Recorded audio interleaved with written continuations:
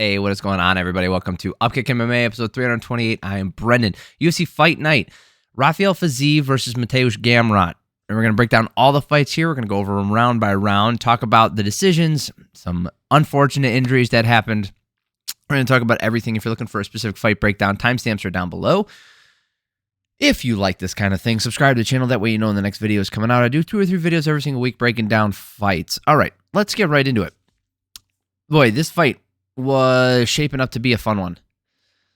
Could have been a barn burner. Could have ended up being, a slugfest later on. Could have been a grapple fest. Could have been a lot of things, but we're really never going to know. So in the first round here, there was a tentative start, lots of measuring. Almost 2 minutes of not a lot of action. Fiziev with the nice 1-2 counter at one point, and then Fiziev landing this beautiful 4-hook combo going downstairs, pop, and then coming up over top with him. A hard right hand from Fiziev landing as Gamrot gets the wheelbarrow, and Fiziev stays on his feet. How he didn't get taken down, it happened twice in this first round. I have no idea. Great balance. Awesome flexibility. Gamrot landing the right hand twice at range. So he landed some decent shots as well, right? This wasn't just the Fiziev show in the first round. Gamrot had his moments, and he landed some good shots. It's just he didn't land as many, and they didn't seem to have the same impact. But he did land that right hand twice as Fiziev was switching stances. Fiziev landed more damage in this first round. You look at the striking numbers, 16-12. It's pretty clear that Fiziev landed more damage, landed more shots, did more damage overall. He won this first round. It was pretty clear. Okay. Second round starts. Hard body kick from Fiziev, then Gamrot in on the takedown, right to the fence. Fiziev gets back up and they separate.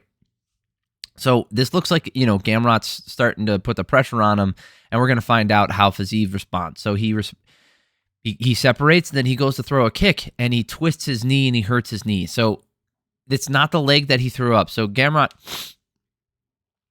gets the win here. They have to stop it, which I don't understand what Gamrot thought he was doing, because he instantly goes in to go punch Fiziev after Fiziev falls down after throwing a kick. I don't know what he thought he needed to do. And then the referee took forever. I don't know why. Was it Herb? Yeah, Herb Dean. Like, he should have been in there immediately. Like, when a guy falls down backwards like that. I mean, he didn't take a ton of damage, but it's one of those things where it's like, he shouldn't have taken any. And then afterwards, Gamrot's like, I was working my defense. I was working my defense to be stronger than his offense. And I think that's what led to the leg injury. But it wasn't the leg that was kicking. It was the support leg. He twisted his knee. It had nothing to do with the defense. It had nothing to do with anything. It's you could say, freak injury. My guess, based off of what we know about knee injuries, is there was probably an existing weakness there. He probably tweaked it at some point, whether he felt it or not. There was a weakness there, and then throwing these kicks full speed caused it to pop. Right? We'll see what happens. I hope that nothing tore. I hope even if it is a tear, it's a partial, and I hope that he recovers really fast, because Fiziev is really good. Gamrot gets the win via default. Or what's funny here is it just says 2 leg injury. Pardon? I think whoever's running the UFC, the ESPN site here, or the UFC stats site, it's due is the word that you're looking for. Due to leg injury. Looking at the scorecards, all 3 judges gave it to Fiziev. Wasn't even it was a decent round, but not like a close. Like, I thought it was pretty clear who had won that first round.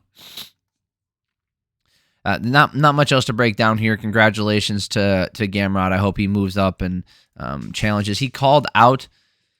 He said, "I'd love to fight Islam Makhachev, but not right. That's not for right now.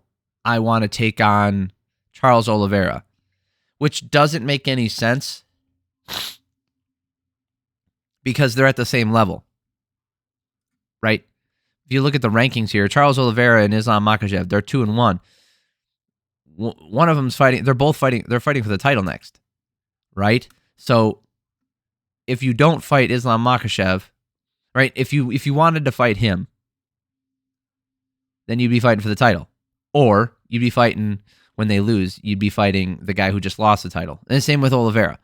So it doesn't matter who you call out. What you should have said, I'll take the loser, right? Whoever loses for the title, and then Gaethje takes the winner, and then we move on from there. I think that's a fine call out. It's a good plan. I don't think that there's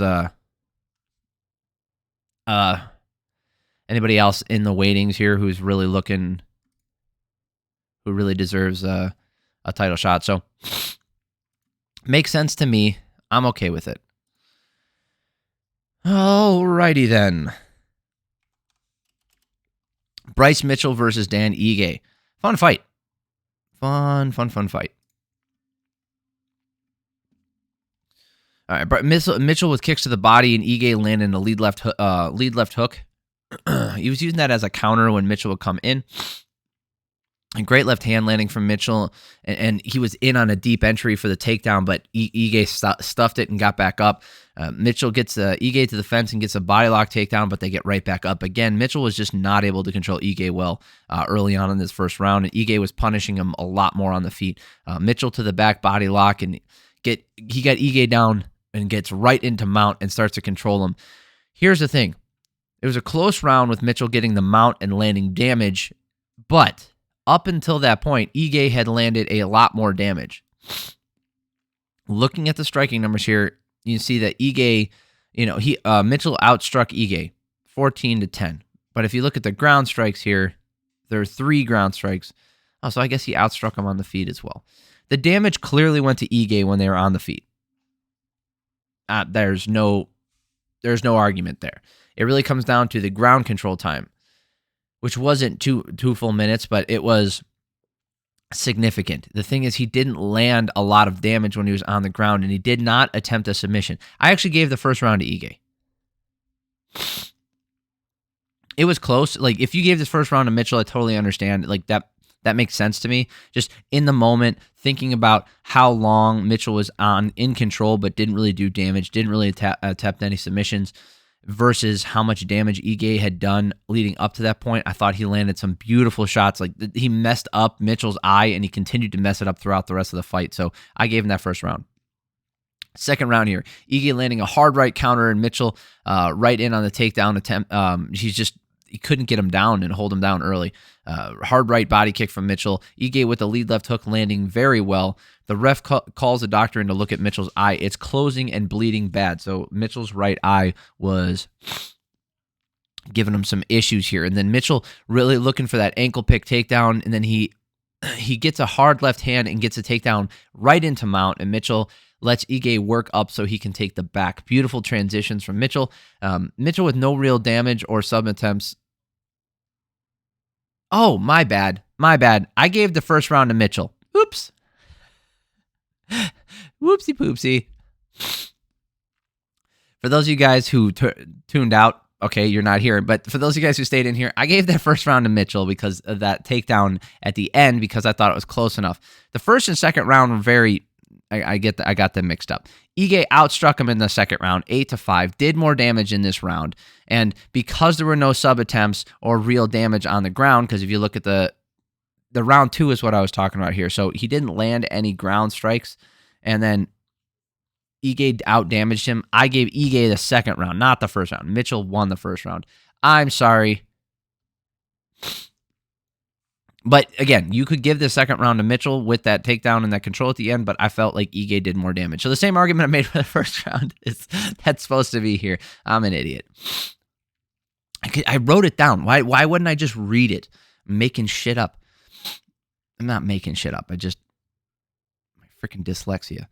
All right, nice body kick from Mitchell, getting the takedown early, and a beautiful back take from basically being in guard. So he had his full guard, and Ige looked like he was going to get on top, and somehow Mitchell took the back from there. Not somehow. I mean, you could see him do it and working his legs around, the dexterity and the strength and the flexibility. Fantastic. Mitchell, that was so sweet.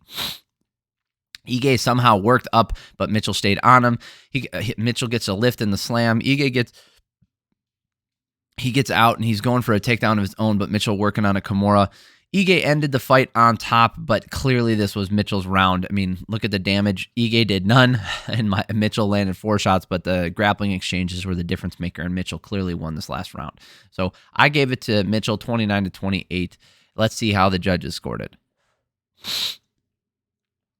Genichiro Kamijo gave all 3 rounds to Mitchell. Oh, David Letheby gave the first round to Ige, and Jacob Montalvo gave the second round to Ige. All over the place. I guess this fight was a lot closer.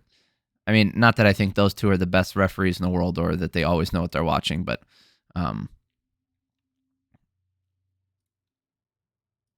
anyway.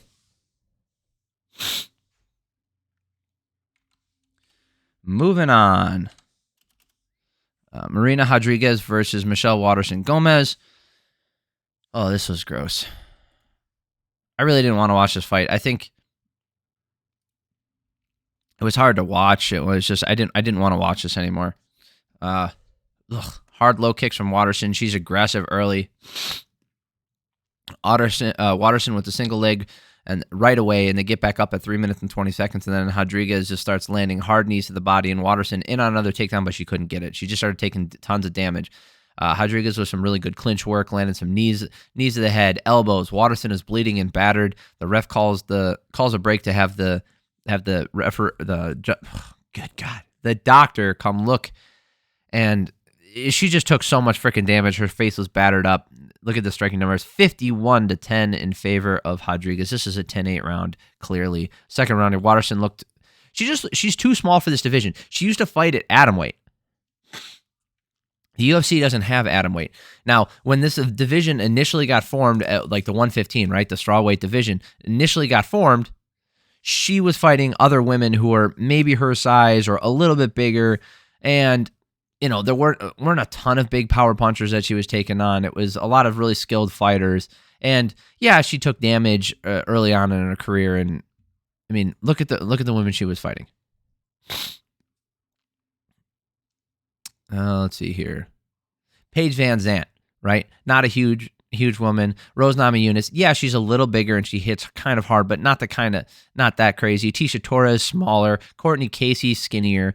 Felicia Herrig, same thing. Karina Kovacevic, same thing. Ioana, smaller. Carla Esparza, a grappler. Angela Hill, smaller. Marina Rodriguez, who she fought back in 2021, she's fucking huge, man. Amanda Lemos, she's big too. The thing is, Marina Rodriguez is big for this division. She's big. And Waterson-Gomez is not.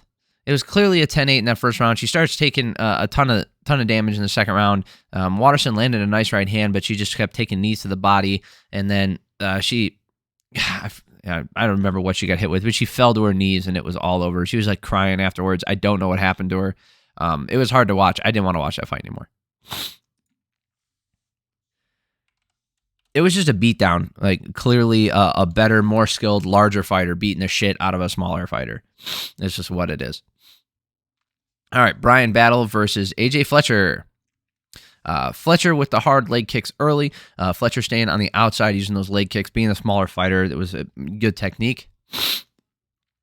Fletcher, when he moves in, he lands this right overhand. He landed that a few times. And then in the process of doing that, Battle was taking damage, but he wasn't moving forward to engage. And he was just getting outstruck in this round. So he gets outstruck 23. No, he didn't. What? The damaging strike. So I guess he didn't get outstruck. 23-18. Bryan Battle outstruck him. I guess those teep kicks to the body, those were the difference maker. He landed 16 of them.